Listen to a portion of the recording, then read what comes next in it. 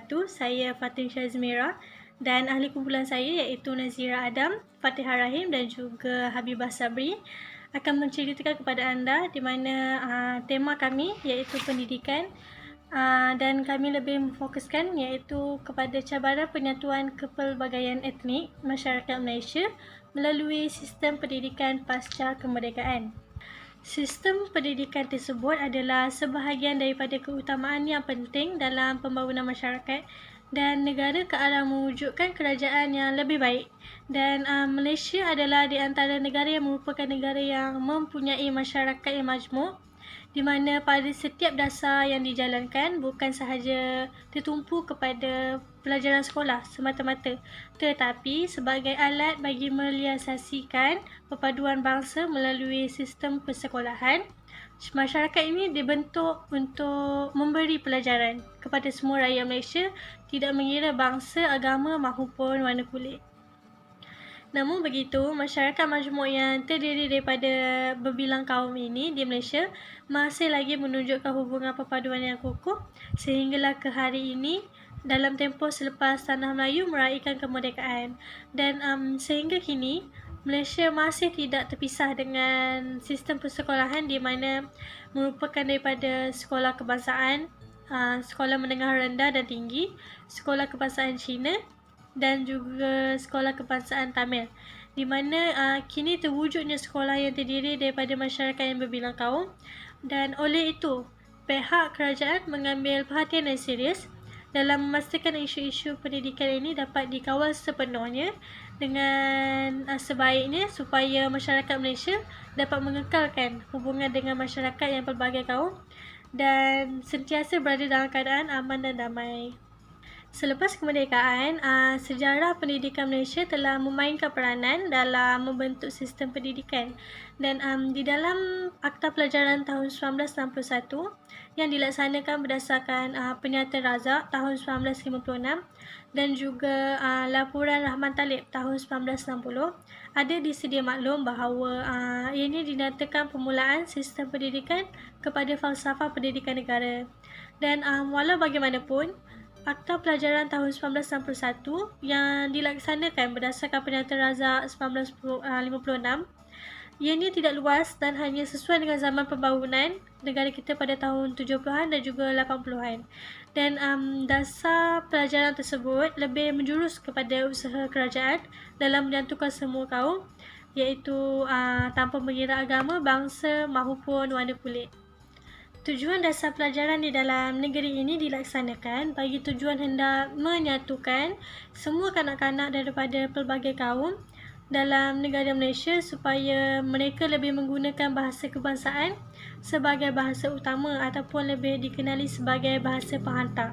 Dan walaupun hal seperti ini sangat sukar untuk dilakukan, tapi dasar ini secara perlahan-lahan Malaysia dapat menjalankan dengan baik.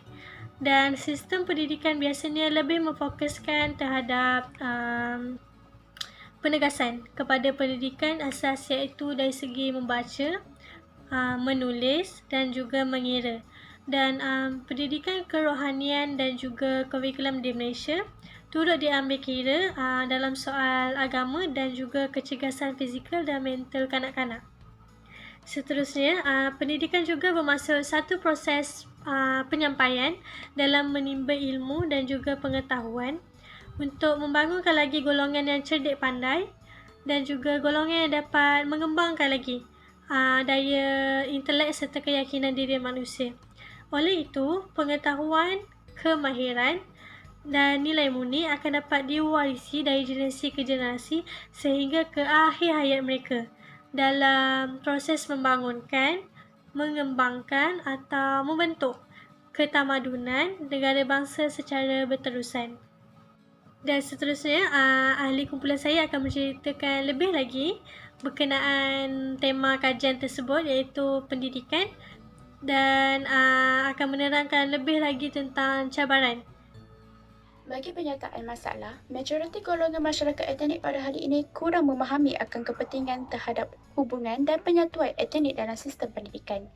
Permasalahan ini berlaku akibat tercetusnya daripada golongan masyarakat etnik yang kurang prihatin terhadap salah silah sejarah mereka, serta cabaran yang dihadapi dari segi politik, ekonomi dan juga sosial, lebih-lebih lagi dalam penyatuan kepelbagaian masyarakat etnik melalui sistem pendidikan pasca kemerdekaan kurang mendapat sambutan. Hal ini terjadi akibat daripada sikap tidak indar masyarakat terhadap kepentingan penyatuan masyarakat etnik dalam sistem pendidikan.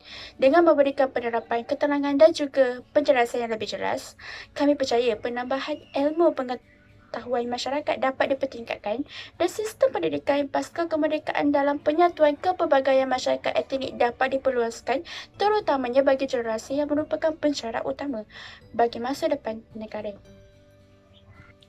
Bagi objektif kajian yang kami jalankan adalah untuk mencapai objektif-objektif yang telah kami senaraikan, iaitu mengupas mengenai cabaran yang dihadapi dari segi politik, ekonomi dan juga sosial melalui sistem pendidikan pasca kemerdekaan dalam penyatuan kepelbagaian etnik masyarakat.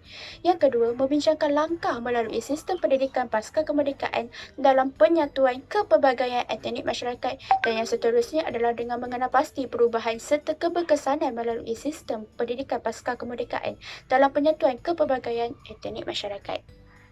Bagi skop kajian, perkara utama kami jalankan kajian adalah dengan mengenal pasti cabaran sistem pendidikan pasca kemerdekaan dalam pelbagai aspek, iaitu politik, ekonomi dan juga sosial. Kaedah yang kami gunakan dalam mengenal pasti cabaran tersebut adalah dengan cara mengumpulkan maklumat melalui kaedah digital, artikel, jurnal, majalah, manuskrip, menyenaraikan beberapa isi-isi penting, menyemak serta mengenal pasti masalah yang dihadapi. Dengan itu, kerja kami dapat dipermudahkan dengan mencari maklumat dalam tempoh menyiapkan laporan penyediaan kajian ini. Bagi lokasi kajian yang kami lakukan lebih memilih Malaysia sebagai kawasan kajian pendidikan untuk melaksanakan tugasan yang diberikan. Antara sebab kami memilih lokasi tersebut adalah ia lebih merujuk kepada objektif kajian serta masyarakat Malaysia yang mempunyai masyarakat yang berbilang kaum, agama dan juga bangsa mempunyai pendapat yang berlainan mengenai cabaran sistem pendidikan pasca kemerdekaan. Kami juga akan mencari rujukan dan maklumat melalui internet, artikel bahan bacaan serta jurnal-jurnal mengenai cabaran sistem pendidikan pasca kemerdekaan terhadap golongan etnik dalam penyatuan kepelbagaian di Malaysia bagi mendapatkan maklumat yang sedia ada. Pemilihan kawasan negara Malaysia juga akan menjadi salah satu lokasi ataupun skop kajian yang paling tepat bagi penyediaan tugasan yang dilaksanakan oleh kami. Kajian literatur ini adalah kajian yang telah dikaji oleh pengkaji yang lain. Bidang pendidikan perlu dikembangkan sejak dahulu lagi. Sebagai contoh, bahasa kebangsaan merupakan bahasa rasmi bagi Persekutuan Tanah Melayu. Tempoh bagi perkembangan kebangsaan di negara Malaysia adalah antara tahun 1957 hingga tahun 1966. Hal ini dapat dinilai berdasarkan dua dokumen penting, iaitu Penyata Razak 1956 dan Penyata Abdul Rahman Talib 1960. Sebagai golongan terpelajar yang kukuh dengan jati diri dan identiti serta mempunyai semangat yang kuat untuk membangunkan negara. Selain itu, kerajaan juga memainkan peranan utama dalam membentuk landscape masyarakat Malaysia, terutamanya selepas kemerdekaan. Masyarakat Malaysia juga perlu menjaga perhubungan antara kaum agar dapat membangunkan masyarakat yang mempunyai minda kelas pertama bagi keharmonian negara. Perkembangan pendidikan di Malaysia mengalami banyak perubahan, terutamanya dari zaman penjajahan sehingga zaman selepas kemerdekaan. Perubahan dalam sistem pendidikan menjadi perkara penting dalam mengukuhkan perpaduan negara ke arah yang lebih baik. Oleh itu, semua masyarakat Malaysia perlulah berganding bahu bagi mencapai matlamat perpaduan negara yang kukuh. Hal ini menyebabkan hubungan masyarakat yang harmoni akan menjadi tunggak kejayaan yang akan menjadikan Malaysia sebagai sebuah negara yang maju dan harmoni.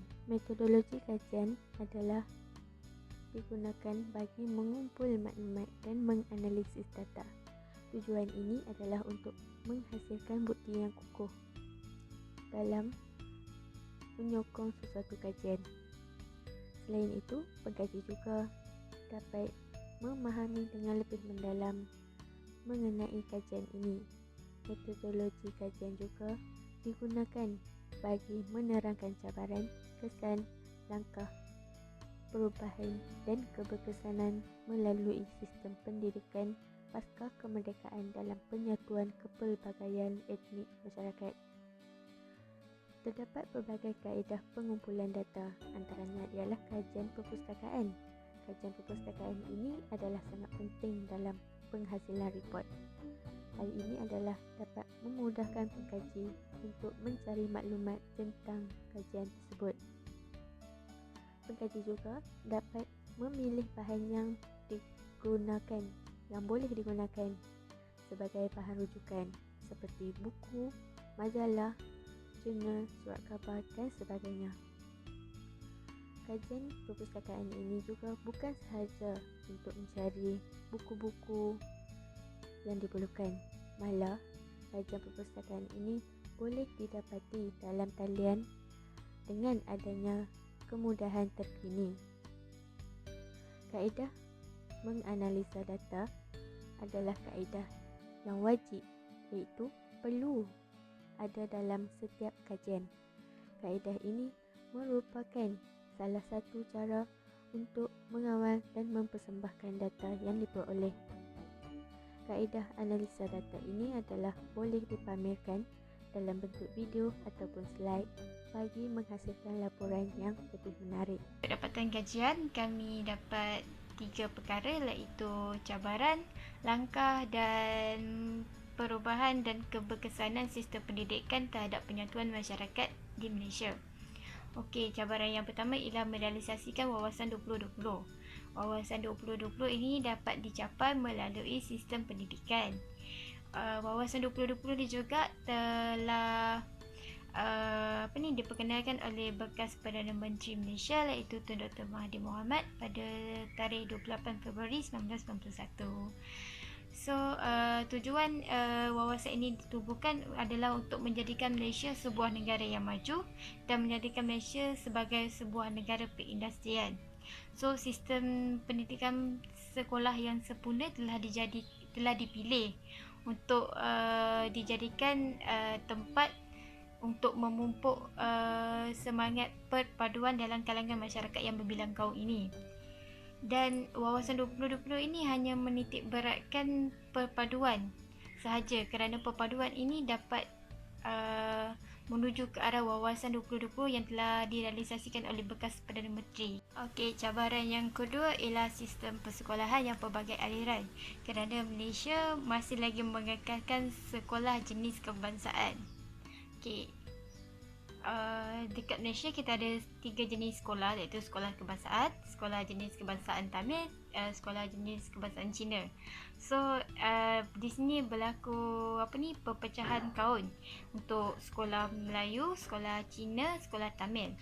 Namun walaupun begitu, kerajaan Malaysia telah berbincang untuk menyatu padukan semangat perpaduan dalam masyarakat yang berbilang kaum ini melalui sistem pendidikan. Namun begitu, pihak kerajaan hanya menemui jalan buntu.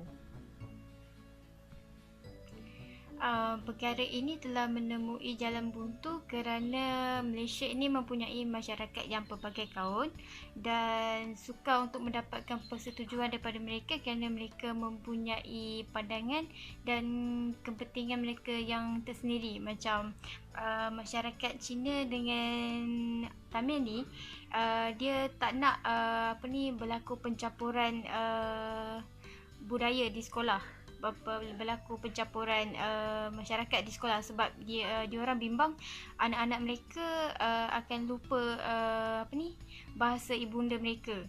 Sebab kalau bila sekolah ni kita gabungkan sekali, Malaysia hanya akan menggunakan bahasa Malaysia, iaitu bahasa Melayu sebagai bahasa pengantar saja dan tidak akan menggunakan bahasa Cina ke Tamil. Sebab itulah ibu bapa mereka ni berpandangan untuk tidak bersetuju untuk melakukan pencampuran masyarakat untuk satu sekolah dalam sistem pendidikan. Untuk langkah sistem pendidikan, yang pertama ialah memperkukuhkan sistem pendidikan kebangsaan, yang mana kita memupuk semangat perpaduan kebudayaan, politik dan sosial.